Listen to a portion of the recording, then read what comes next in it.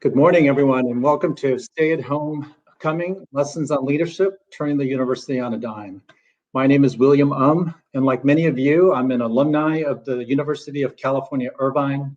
I'm in the class of 1990 in the School of Social Sciences. I'm an attorney by day and a parent of 2 young teenagers and husband to my wife of 25 years at night. I want to thank you for attending what is admittedly a very different type of homecoming, but we've all had to adjust under the pandemic. And on that note, I hope that all of you and your families are staying safe and healthy. I have the distinct pleasure of introducing our Chancellor on this session on leadership. At the end, we'll be taking some Q&A, and so please feel free to pass along the questions as you go along. I want to introduce the Chancellor here, but if I had to spend the time listing all his accomplishments and the great things he's done for the university, I think we'd be done in 30 minutes and it would take all that time. So let me just hit a couple of highlights here.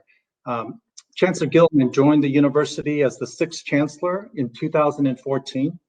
And under his leadership, UCI has consistently been ranked as in the top 10 public schools across the country under US News and World Report.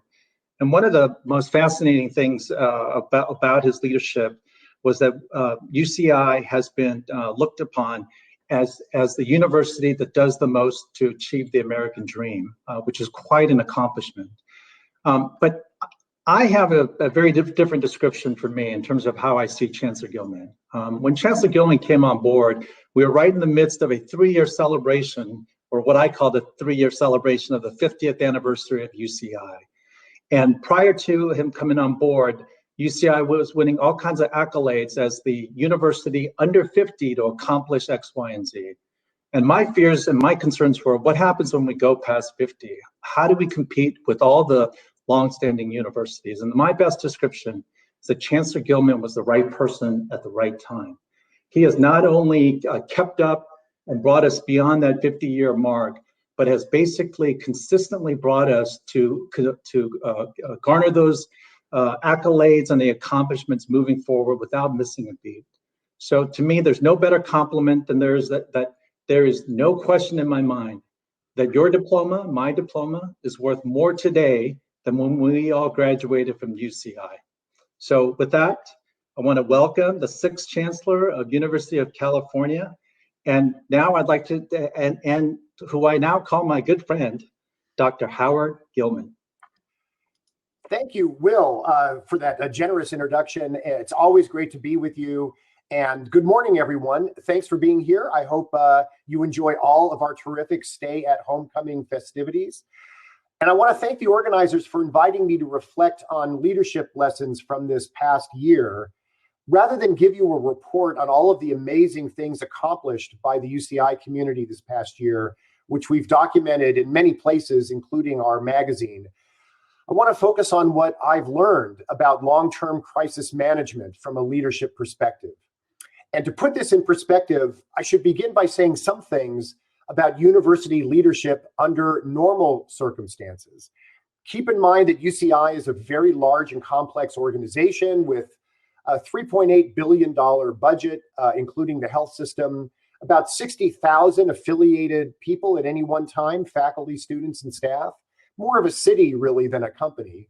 And we're involved in a wide range of activities, business operations, not just educational, but medical, clinical, research, housing. We're in the dining business, power plant operations, office work, counseling services, policing, entertainment, events management, legal work, public relations. You get the idea. We are a large and complicated organization. And I mention this because as a preview of coming attractions, when the emergency hit, we had to adjust across dozens of domains, each of which presented a different set of challenges. Turning the university on a dime wasn't just about moving to remote instruction. Now, overseeing such an enterprise is more like being a mayor than the CEO of a company. A chancellor needs to set a general vision of the direction and priorities of the campus that has broad buy-in. You focus on strategic priorities rather than the day-to-day management of every unit. You respond as needed to all of the unexpected daily issues that arise, every day is full of surprises. You find ways to stay connected with all key campus constituencies, and of course, you forge links with the broader community. It's a great job. You get to support a broad range of amazing people who are doing extraordinary work. It keeps you busy. Every day is something new and exciting and important. Now, of course, things are different when the campus is faced with an emergency that implicates serious threats to life and health. Everyone in leadership suddenly drops everything and focuses on the crisis at hand. And in almost every imaginable emergency scenario, the crisis takes place over a few hours or a few days, and then you return to the normal busy rhythm. And what was different about what happened a year ago is that we went into crisis management, and that crisis management has now lasted a year. As you can imagine, crisis management is a time of high stakes, hyper focus, relentless decision-making, often with imperfect information. You're focusing on preservation of life and preservation of mission. You're focusing both on safety and the resiliency of the organization. And every option under consideration is highly consequential and also raises dozens, if not hundreds, of practical, logistical, legal, and ethical considerations, which means that you're constantly moving from the 30,000-foot level of overall directionality to the 6-foot level of excruciating detail. And it was a great advantage for us that we had all of the necessary domain experts within our organization, from public health to legal to facilities. Not many organizations would have that, and it was key to rapid and accurate decision making. And of course, over time, we were able to share our expertise with other organizations around the county. So let me share a few things that I learned about leadership under these circumstances. First, given the complexity of the organization, I needed to organize a team of high-level domain leaders that was broad enough to identify all vital issues across the enterprise, but nimble enough to work through issues quickly and generate advice and options for me in a timely manner. Now, for me, that was a version of my cabinet, plus a few public health experts. It's about 12 people, plus a newly created and larger strategic advisory group, what we called SAG, of almost 30 people representing a broader range of campus constituents that was mostly overseen by the provost, our second in command. We also needed an implementation team. And so we created what we called the Campus Recovery Implementation Team, which went by the acronym CRIT, which is made up of 30 key managers and directors. And if you Google UC Irvine Strategic Advisory Group and UC Irvine Campus Recovery Implementation Team, you'll get a sense of who these people are. We had to be able to move quickly from broad strategic decisions, for example, about having students leave the dorms and moving to remote work, to very detailed decisions about, for example, keeping lab specimens safe and mail delivered. Matters would bounce up and down from me to cabinet to SAG to CRIT and back like a yo-yo. And I just have to say, so many people work so hard for so long. I wish I could give them all a Medal of Valor.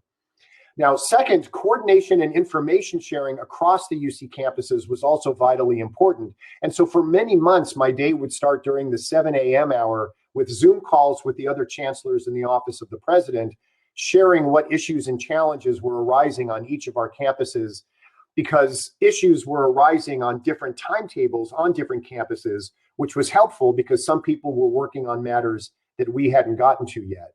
Then during the 8 a.m. hour, it would be me and my senior leadership team working through the issues that arose in the previous hours, identifying tasks for SAG and CRIT, and so on. Check-ins first thing, check-ins at the end of the day, addressing emergent issues throughout the day. That more or less has been the rhythm of the year. Third, I quickly learned that I needed a mechanism for giving key leaders permission to walk away for a day or two every few weeks to avoid burnout. I mean, everyone in the organization is burned out and overburdened, but in a normal emergency, people can maintain through the emergency, but it's very difficult to maintain long days and sleepless nights for months on end realizing that every few minutes there's a highly consequential decision waiting for you. And so we created a clear process for how this would work, with clear protocols for handoffs to seconds in command. We ended up circulating these protocols to all key leaders across the enterprise so that they could reproduce it in their settings. And actually, in the end, we were asked to share this same protocol with the other campuses who are managing similar problems of burnout. The fourth lesson I learned was that I needed to create explicit permission structures for people to come to me if they were worried that a matter was not being properly addressed or resolved in a timely way. You would think that this would come naturally given the high stakes, but in fact, people do not want to be overly critical of their colleagues who are working so hard under such pressure. And there were times early on when some matters were languishing in too many back and forths among people doing their best to identify and resolve all issues. And so I made sure my team understood that I expected them to tell me when they had concerns that matters were not being handled quickly enough. And that became a very important part of how we kept things moving at the right pace. The fifth lesson I learned was that it wasn't enough for campus leaders to make decisions. We needed to challenge the entire community to rise to the occasion, because neither I nor SAG nor CRIT could tell an individual faculty member how to transform their class, or researchers how to transition their research, or students how to adapt, or counselors how to maintain contact with their student clients, or financial aid how to communicate with students and their families.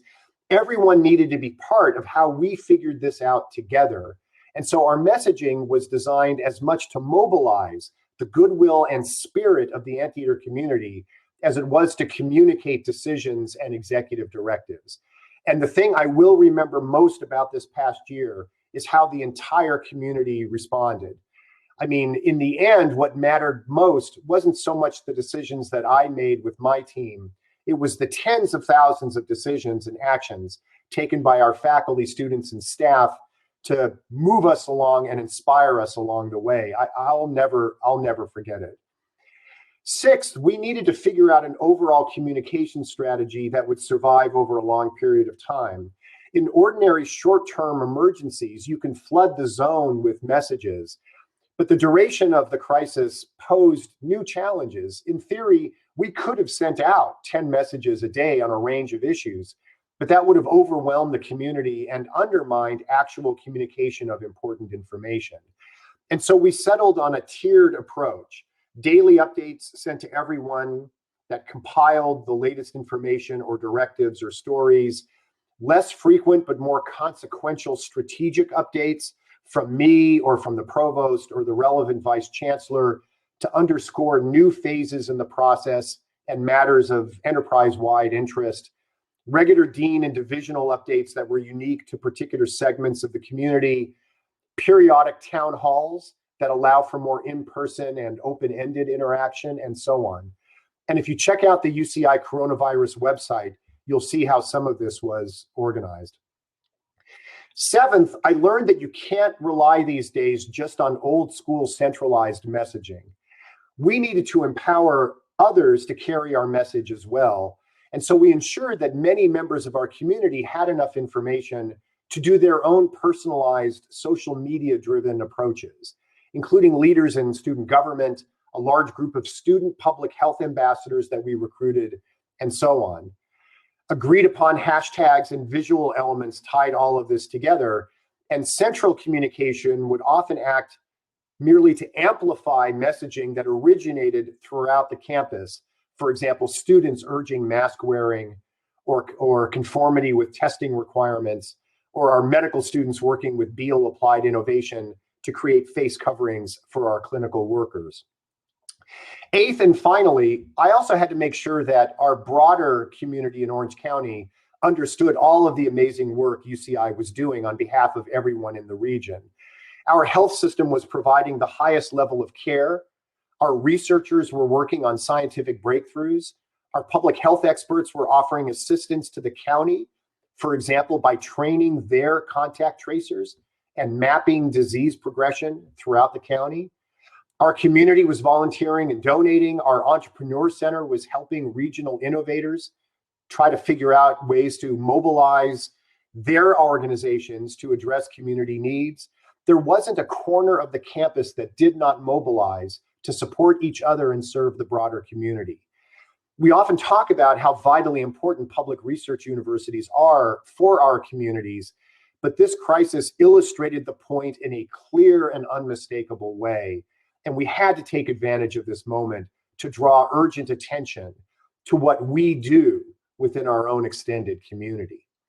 Now, there is, of course, more to say. The year is still something of a blur, and the work is still ongoing, almost exactly 1 year later.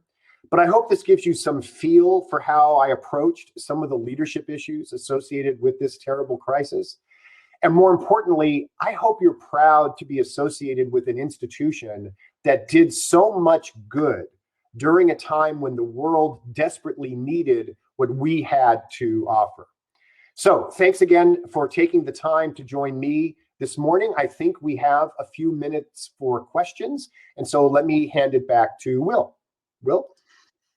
Great. Well, thank you, Chancellor, for those words and the great things that UCI is doing under the current circumstances. And the first thing I wanted to ask you is, I think your comment about the things that you're doing to deal with and address your staff, to give them a kind of a break, under the pandemic. I think that's just great advice. But since this is a session on leadership, and you want people to model leaders, why don't I turn it to you? What have you been doing during the pandemic here to sort of take that break and to unwind a little bit? And doing extra work is not taking a break. So you're going to have to tell us something here. Yeah, it's a very good question. First of all, you don't take a job like this unless the work is part of what you feel your life is about, right? And your family has to agree with that.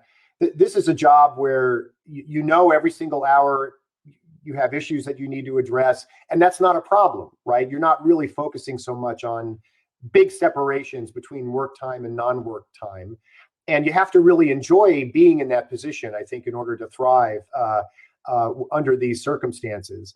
And I think that I had it luckier than most. I was able, of course, to keep busy. And that doesn't address your question of what did you do when you weren't keeping busy.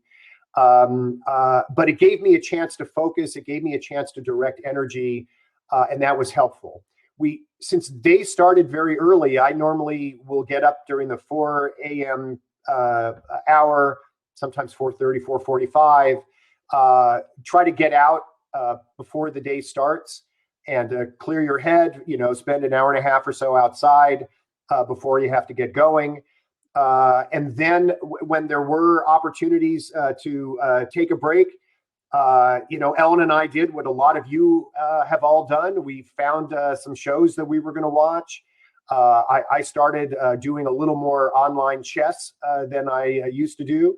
And you catch a little bit of time to get some reading done just to walk away. But it is the case. I don't want to underestimate it for me or for any of the other people who have been working on this, that first thing that you think about when you wake up in the morning and the last thing you're thinking about is really, have we all done everything we can, not only to advance the health and safety of the campus, but to allow the campus to be resilient and to continue to do its important work. No, I think that's great information, and the leadership angle of it is that everyone, including students and staff, now have permission to take a break and to take a mental break just to deal with the circumstance, and I think that's important. That's right. So we've got a question here regarding whether, and I imagine this is incoming students and possibly even parents and friends, and whether they can visit the campus. Which probably could touch upon the larger idea of what is accessibility during the current circumstances. And I'll add maybe the further question, if you can dig into your crystal ball about the possibility of when you think more activity on campus will start to come back. Thanks, Will.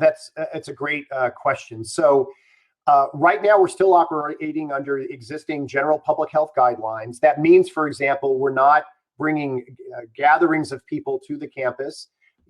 Tours and the like are not happening now. People, of course, can walk around the campus if they're properly masked and maintain social distancing. We still have lots of students actually on the campus in dorms, probably almost 7,000 students. And hats off to everyone in housing and dining and counseling services supporting this group. I mean, it really has been a tremendous effort. And the students have, of course, no one wants to go through this difficult time, but they've done just an amazing job under the circumstances and deserve a lot of credit. We are currently in our county in a purple tier of restriction. And as you probably all know, there are different color codes. There's purple, there's red, there's orange, and more severe restrictions attach when there's a lot of disease transmission. But if disease transmission goes down in your region, then other things can start happening. You've heard in various cities and counties whether there can be indoor versus outdoor dining and the like. We're looking at fairly dramatic reductions, not just on the main campus, but in the county in general, of disease transmission of the sort that would have been, I think, unimaginable in early January. And we think we're about ready to move from the purple tier to the red tier. If we get to that point, there will be some adjustments that can be made, creations of more spaces where students can study on campus, maybe some limited indoor dining options under certain restrictions. We're actually just in the last few days preparing a note to the campus, maybe in the next week or so, in anticipation of us probably or possibly moving into the red tier and what it would mean. And let's just hope that's the first step. And as we get more vaccine in people, by the spring, it's a little better. And of course, our goal by the fall is that we will have essentially a return to in-person instruction, students living in dorms and the like. That's great information. Thank you for that. I've got another question here on the topic of leadership, which I'm interested to know the answer as well, too, as to whether you have any specific leaders that you modeled or took lessons from. So I had some terrific mentors. I don't often think about leadership theory. One of the reasons why I was grateful for the chance to do this event is that it gave me a chance just to reflect a little bit on what was this last year like. Normally, when people ask me about lessons in leadership, I say, that I used to work at another university across town, and one of the presidents of that university was a gentleman by the name of Steve Sample. And Steve wrote a terrific book called A Contrarian's Guide to Leadership. And I often say, if you read The Contrarian's Guide to Leadership, you'll have a general sense of how we think about some of these issues. More generally, I on the one hand, you want to find people that you admire, that help you understand what it's like successfully to operate in this environment. But every leader also has to do the job in accordance with their own personality. And I think in some respects, I've drawn more on my experience as a teacher and a professor, where I would walk into classes. Your job is to motivate students, is to get them excited about the mission, to get them to really want to work hard to accomplish at a very high level.